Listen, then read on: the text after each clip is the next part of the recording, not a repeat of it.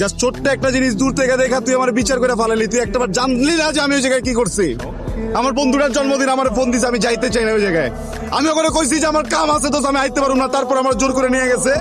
আমি যাওয়ার আগে করে কইছি পর্যন্ত যে আমি কোনো কিছু খাইতে পারুম না, কারণ আমি মায়ের ছুঁয়া কসম খাইছি।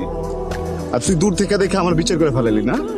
হ্যাঁ, আসলে সমস্যাটা তোরে তো একাদশ দিয়ে লাভ নেই, মানে তগই সমস্যা এটা।